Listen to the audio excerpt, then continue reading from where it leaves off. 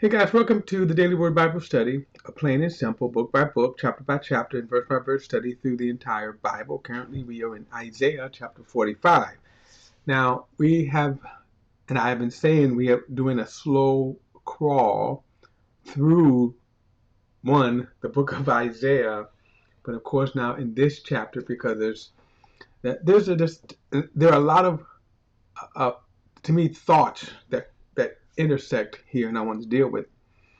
And since I don't get the chance to deal with it often in Scripture in our normal, just studying of the verse by verse, this plain and simple verse by verse, I take the opportunity um, to deal with certain issues. One of them is the statement here, the declaration of God, and I wanted to just kind of finish up some thoughts before I kind of move on. Last time I kind of got into I'm not going to call it the creation, the creation versus evolution debate. That's not what I'm doing. Um, I'll get to I'll get back to that in a moment. But I was dealing with the issue of evolution itself. Let me bring up our scripture and I'll read it again so you can kind of know where I'm coming from. In Isaiah chapter 45, I'm going to go back and I'm going to read verse number 10. Oh, no, verse 11. So this is what the Lord, the Holy One of Israel, and its Maker says. Ask me what is to happen to my sons, and instruct me about the work of my hands. Now, verse 12, I made the earth and created man on it. It was my hands that stretched out the heavens, and I commanded all their hosts. I raised him up in righteousness. No, I'm going to stop there. I'll get back to that in a moment. But so verse 12 is kind of what I wanted to focus on, what I've been focusing on. Now, when I said that I am not engaging a creation versus evolution debate, I said this probably a couple of sessions ago. I am not a man of science. So I'm not a man of science. I'm not qualified to, in a sense, teach on science. Really even comment on science. In other words, I'm not here to disprove scientific evidence. I don't think the Bible disproves scientific evidence. But I also haven't found, haven't found where science has disproved the Bible's claims. So here is the claim, verse 12. This is God speaking. I made the earth and created man on it. It was my hands that stretched out the heavens, and I commanded all their hosts. So all of what we see here is God declaring he has created all things. All things. So when I hear the evolution debate, and I want to say this because I think there is a motivation of why evolution took off. Again, and I'll say it again. If you go back to the kind of the sprouting of humanism, you can almost say also the kind of rebelling against the organized church. So during about the 1800s, you had several things going on. You had several denominations that split. You had certain um, um, unorthodox denominations form, such as the Jehovah's Witness, Christian Science, and the Mormons. These were all rebellions against the organized church. But one thing that probably took off the most was the Darwin's theory of evolution, which is natural selection. In other words, And this is kind of interesting because I want to explore this thought. Natural selection is the natural process. Now, I showed you some pictures about in fact, I'll do that. I'll go back because I think it's important for this thought. But I want you to keep this in mind. Verse 12 again, I made the earth and created man on it. It was my hands that stretched out the heavens, and I commanded all of their hosts. So God makes this claim. What I'm not doing is getting into a creation debate. Like that verse that we read, okay, is not evidence of science. It's a declaration of God. Now, there's science in it, obviously, because when we talk about all what we see, and so a lot of science or scientists, to me, in their quest to quench the knowledge of God, erase God in favor of humanists, I think evolution fits their narrative. They will say that it is science. So, for example, they will say, well, we feel we have enough evidence to prove the Big Bang. And again, I can only give my thoughts. I can only give my thoughts because, again, I'm not qualified as a astrophysicist or science, biochemist, bioscience, okay, biologist, or I don't know what's the other word for that. I'm not qualified for that. But to me, if you say that all of this, and they do say this, started with no mind, in other words, natural selection, as they call it, the survival of the fittest. So that's, again, Darwin, as he started thinking about these things, he looked around the world. Oh, okay, this. So the world didn't come from God. It came. It didn't. He rejected, of course, God's statement. I made the heavens. I created man on it. All things on it. Okay, so he rejects that. So then, how do you explain creation? If you say God did not create it, if you say I reject that notion that God created, so now how do you explain this? Not only do you, when I say explain, now remember we're talking about, you go back, even if you wanted to say the Big Bang, okay, then how do you explain this explosion? And I can only ask questions. I can only ask questions. But how do you explain that from intense heat you get this, the span of the universe, right? You get this. Um, so those are my questions. How do you explain that order from such disorder? If you say that the Big Bang, and I heard an atheist explain this. You start with the Big Bang, and again, so if you look at look at the black sides or the black page coloring. So let's just say that that's nothing, no beginning, right? So so what happened in the beginning right here to spark this explosion? Now, some people are even saying that the elements themselves, the universe has always been here, or the elements have always been here. Now, remember, when we talk about this Big Bang, we're talking about it producing these billions of galaxies in the universe, what we call the universe. Now, the universe, of course, is limited, very vast, but limited. Billions of galaxies. Billions of galaxies. Our galaxy, the Milky Way galaxy, has this solar system in it. And what's interesting, if in all of the billions of galaxies that we could see, that the new telescopes can look out and see, only one planet has life. And I'm seeing contradictions.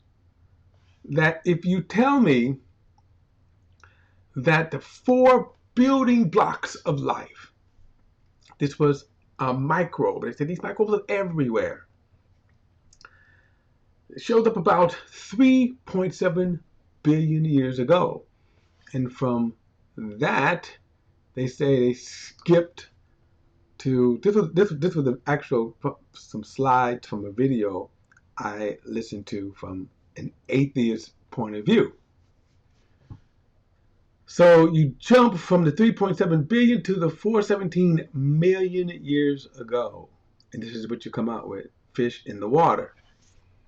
Jump some more, a couple of 100 million years, about 340 million, and now you got fish coming out of the water.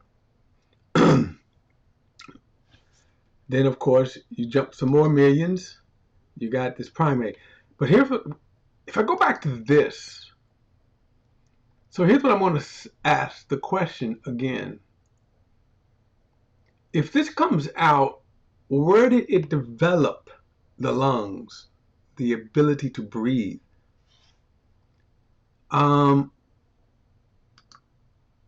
This fish could not survive out of water. So not only did it evolve to, as they say, oh, not what I want. Where's my, let's go back to my picture. Here it is. Not only did they say we became from these primates, right, to Homo erectus, I'm sorry. So my thing is, why though? And I'm asking the question that, and they try to treat it as a silly question, but why from this would we get this? 2 eyes, 2 nose, right? And then we come to, all this.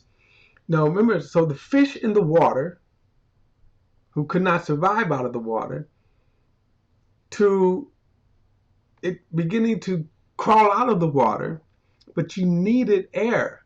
So now you needed all of this stuff here to exist outside of water. Now that's where their gaps come in at. Their gaps come in at because they cannot explain how natural selection. And so what they say is the natural selection is a natural process that this is what it would produce. So I ask the question again, if that is true, then why doesn't natural selection, or however you want to call it, right, produce life on all these planets? Now, why do I say all of these planets? Because they say that the 4 principal or building blocks of life, and one atheist said, which self-assemble, exist out in space, which means those 4 building blocks of life do not need Earth to self-assemble, as they say. So why didn't they self-assemble on any of these planets? Okay, on any of these planets. Now, again, I'm asking some questions here because when God says, I made this. So to me, okay, yeah, God, I believe you, because there are things that are very specific. There are things that, if you were an investigator, I use this example. So one of the most famous murder cases, I won't call the name, okay, fill in the blanks though.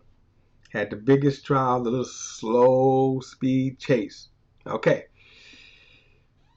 But if you were a murder investigator and you came upon that horrific scene, would you say it happened because of natural process?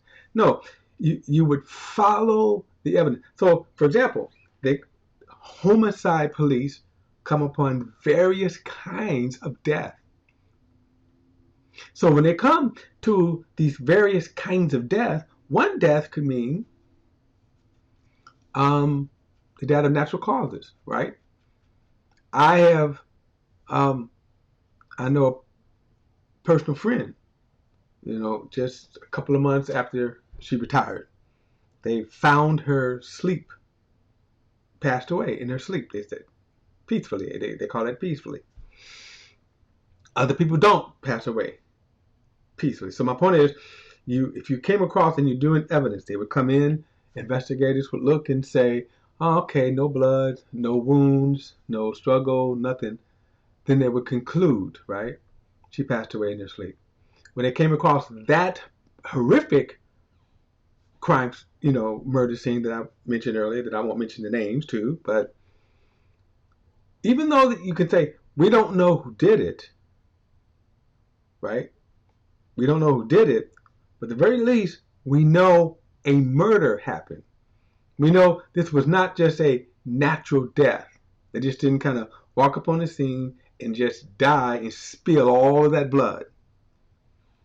The conditions of the body, which were horrific, that just didn't happen naturally. They know that, someone did this.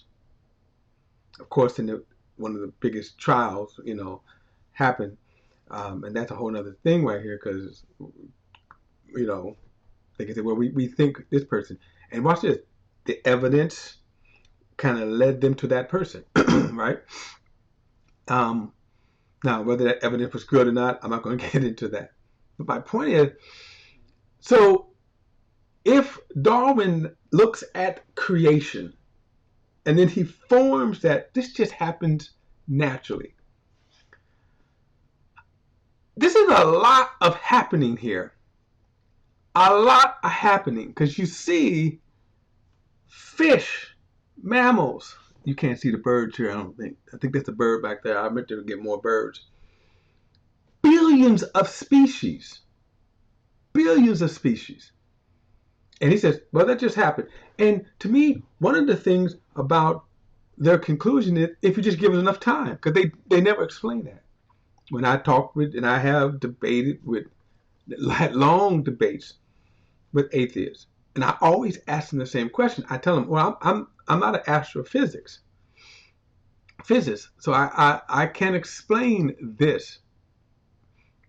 But if you tell me this kind of came from nothing, even with this order here, right? That just an explosion just produced billions of galaxies like this, right? But watch this. But only one of them with life. So if the building blocks, I know I'm repeating myself here, if the building blocks of life is in space, why wouldn't they? Why wouldn't we have, like we see in Star Trek, multiple aliens all over from different kinds? Why wouldn't we have that? And not those funny looking aliens with the big eyes and the big head that you always see, the figment of somebody's imagination. But here's my point. So I believe the claims of God that even if he wanted to say, I'm not going to say Yahweh did this, but certainly, to me, the reasoning, the logic would point more to someone doing this rather than this just popping out by itself. I'm going to pick up with this because, again, I think this is a good thought. I wanted to kind of intersect this here. I'll pick it up in the next study. Don't forget to like and share this video and subscribe to BP, the Bible Perspective. And as always, if you have a thought, a comment, add it to the comments section below. All comments are welcome. I'll see you in the next study.